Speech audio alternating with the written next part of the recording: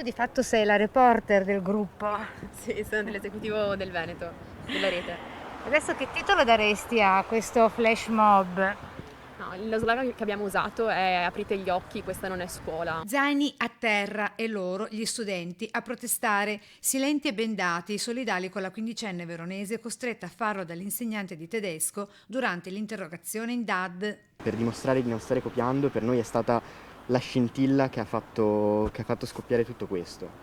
Viviamo ormai da un anno le condizioni precarie della DAD. Il flash mob nel pomeriggio davanti alla sede dell'ufficio scolastico regionale di Mestre con una rappresentanza degli studenti medi del Veneto che rilasciano le interviste rigorosamente bendati. La DAD è stata, gli eventi che sono successi in DAD come quello che è successo a Verona sono stati esemplari insomma, per rendere noto il sistema scolastico in cui mai noi vogliamo crescere ma che ci viene impedito proprio da questa sfiducia che i professori hanno nei nostri confronti e che noi non vorremmo avere perché il nostro impegno cerchiamo di farlo rimanere costante. Chiedono una didattica etica ed una formazione che deve tornare ad essere terreno di cultura e non di atti persecutori e di delazione, dicono. La riapertura in sicurezza chiediamo innanzitutto di affrontare il nodo dei trasporti, che è forse quello più problematico in questo momento. Il trasporto pubblico locale ha bisogno di essere finanziato e potenziato.